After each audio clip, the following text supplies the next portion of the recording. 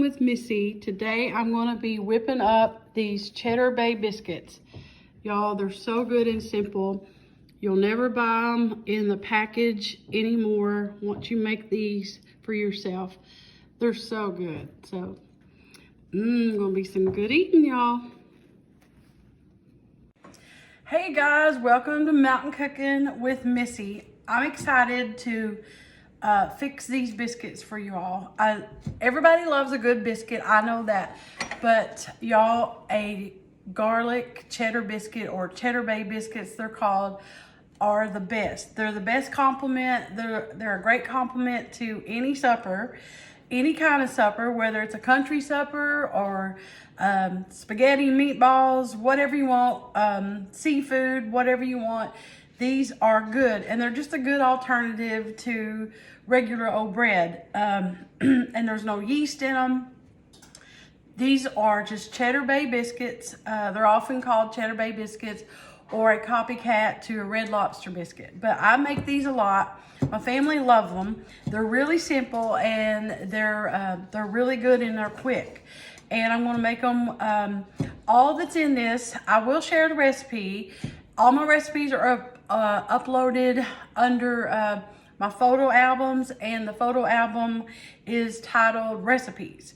So this is gonna be good eating, y'all, I'm telling you. So all it is 2.5 cups of self-rising flour, a cup of cheddar cheese. Now you need a good cheddar cheese, like at least a medium cheddar or a sharp cheddar. This is a medium cheddar cheese, and it needs to be shredded.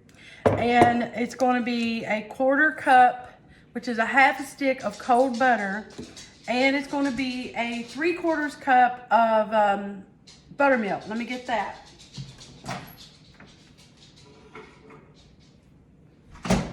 And 3/4 cup of buttermilk. That's all that's going to be in here. So we're going to get started right away. So I like it that it uses self-rising flour, and y'all always say my flour of baking, baking flour is always Hudson cream. To me, it's the lightest, softest flour you'll ever use. For me personally, I love Hudson cream, and this is Hudson cream self-rising flour. And you're going to start out with 2.5 cups of self-rising flour. So I'm going to put this in my bowl, and I'll fix it here where y'all can see it. So that's 2.5 cups of self-rising flour. So now what you're going to do is you're going to take your butter. It's cold. And I just take a knife and I just cut mine in, okay? Try to cut it in cubes. And cut it in pieces. Now when you get all this cut in like this, all you're going to do is cut it into your flour. You can use your hands, you can use a fork, you can use a pastry cutter, but you see it's cold. And I just use this little tool that I've had. I think one of my friends was selling Pampered Chef one time, and I think it came from there. So you're just going to cut this in and mash it all down into your flour. And you want your pieces of butter to be about pea size. You want it, you want to keep them a good size, because the butter is what's going to make these so good. And your oven needs to be preheated to 450. These bake really hot and fast. Once they come out of the oven, we're going to brush them with a garlic butter topping with some parsley. It's gonna be so good. So I want to get this cut in, and when we come back, we'll add in the rest. All right, y'all, it's all done, and I just want to show you, you can always put your hand in there and do that right there and cut in your butter. You can do this with any kind of recipe. If you got lard or anything that has to go in your flour. But you can always do your hands like that, and you can feel the butter. And so now it's kind of looks like cornmeal a little bit. So, and I just wanted to show you all that. You can do that. So I left out one thing. You're also going to put about a half a teaspoon of granulated garlic powder in this too. And then you're going to be putting garlic butter on top of them when they come out of the oven. So I'm just going to add in the buttermilk right now.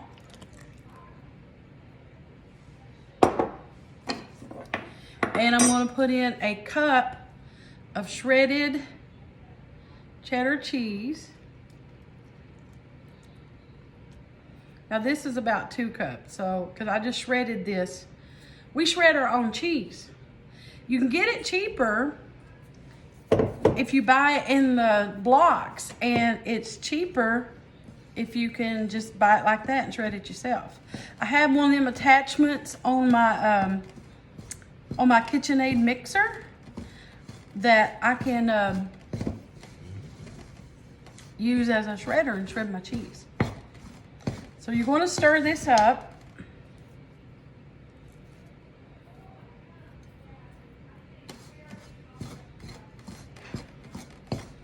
And it's going to look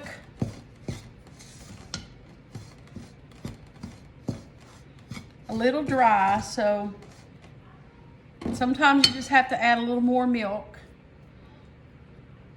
So I'm going to get a little more milk. All right, y'all, so I'm adding just a little more milk to this. So I already added 3/4 cup. So that made probably a total of a cup. And you want it to where there's no, so that's probably about another 1/4 cup. This biscuit dough is going to be kind of dry because they bake up. You just need it barely wet. So I'm just going to take my hands and finish it like this. Yeah, that's perfect. So it's all together. So it's going to be, so I added just a little more milk. Sometimes you have to do that with recipes, okay? So that's really ready to roll out. Now I'm going to use my hands, but not going to cut these out. So let me wipe my hands off. All right, so we're going to come back and put them on the pan. All right, we're back. So these are, I'm going to bake these on my cast iron griddle, my round cast iron griddle. This is a 10-inch, I believe. And that is butter on here, okay? I'm using butter because I want them to have a good, kind of a good crunch on the bottom. So I'm just sprinkling the top of this dough with just a little bit of flour. And I'm going to flour my hands, okay? And I'm just pinching these off. And it's a really dense, see? And I'm just making them, and I'm putting them on the pan like this right here. You can make them whatever size you want. And you want to put them right behind. I like to put them up against each other. If you wanted to put them out and roll them out, you could, but that's really not necessary. And this is just like any other biscuit. You don't have to mess with them a lot. You don't have to,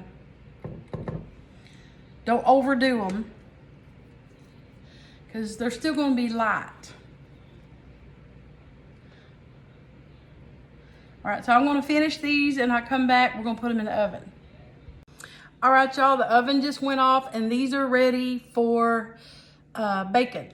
So the oven's been preheated to 450. These are going to bake hot, and they're going to be some good eating, y'all. They're going in the oven right now. Only takes them about 10 to 12 minutes. Keep an eye on them. They're going to bake fast and hot. So when we come back, you're going to see them. We're going to brush them with some butter and some garlic. Okay, y'all, so now I'm going to show you how I'm going to do the garlic butter that's going to go on top of the biscuits as soon as they come out of the oven. This is a 1/4 cup of butter melted.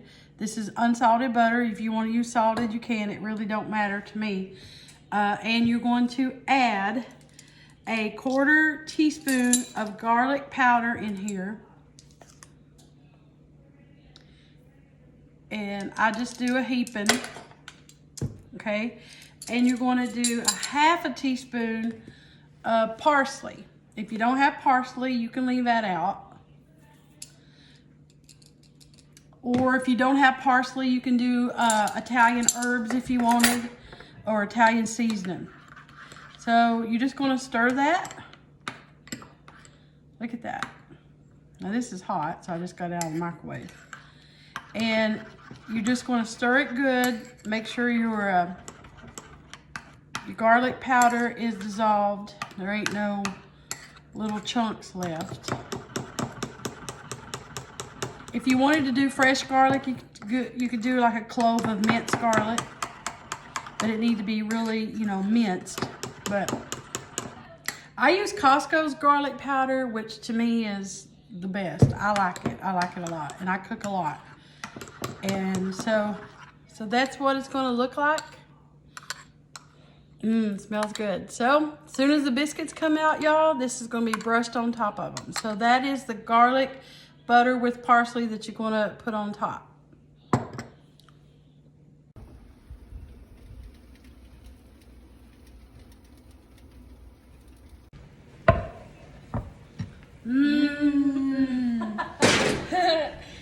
They're done.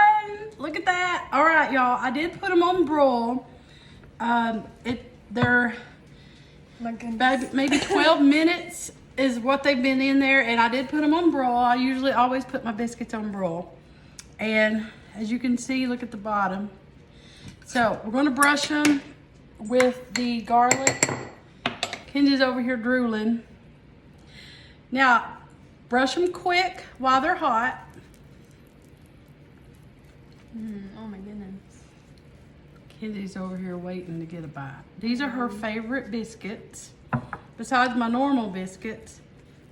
I don't know. I honestly don't think I could choose. We like these with homemade Alfredo, shrimp Alfredo, chicken Alfredo. Yeah, scampi. Spaghetti and meatballs. Yeah, like I said, these are perfect with any kind of meal, whether it's a meatloaf meal, fried chicken, or it's Italian meal. Brush them good, get them all soaked. That's the best part. Yeah, it is the best part. Is that butter. Oh my goodness. You have to take a picture of those before we destroy them. So, Kenzie's gonna take a picture of them for me right quick. But I just want you all to see. These are delicious. So these make about 10 to 12. It's according to how big you want them. She's taking a picture of them for me. So I'm gonna post this under the photo albums so you all can see the recipe. So what we like to do is we like to split them. So I want you all to see them. So they're good and fluffy. What part you want? The top? Top. Kenzie wants the top. Woo.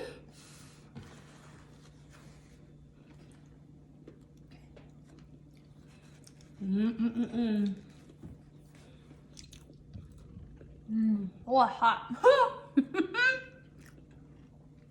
They're good. I'm gonna put a little butter on mine. But y'all, these are good. If you just need a good alternative. Look at that. If you need a good alternative to just rolls or just plain biscuits.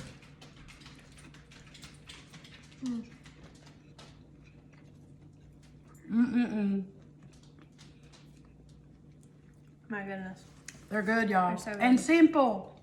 I gotta get one more bite. One more bite. I gotta have my last bite with some butter. I'm dying. Oh, give me that. Yummy, yummy, yummy. Ooh, feel good.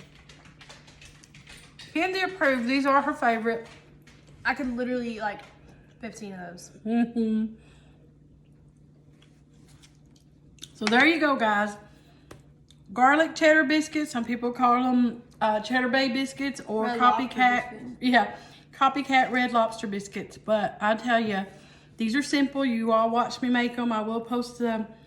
They're fluffy.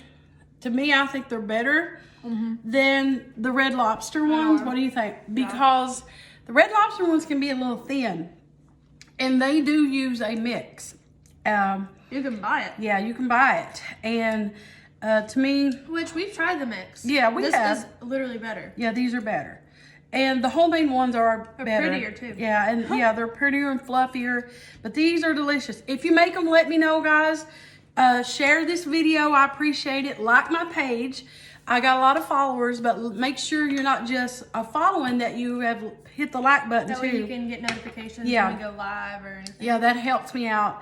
And I will be sharing this under the photo albums section of my page. I will share the recipe to this.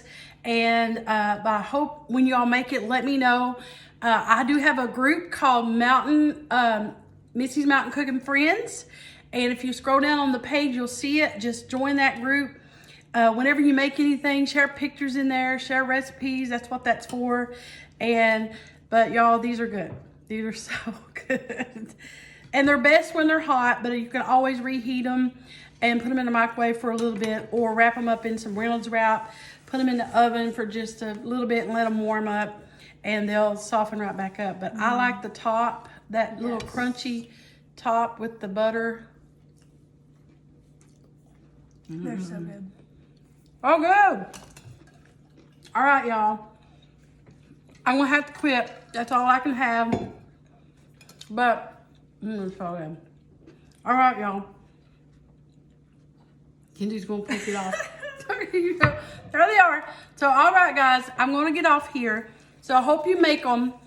And I thank you all for watching Mountain Cooking with Missy, where it's nothing fancy. My nostrils. Kenji usually does. It's nothing fancy, just good eating. See you guys.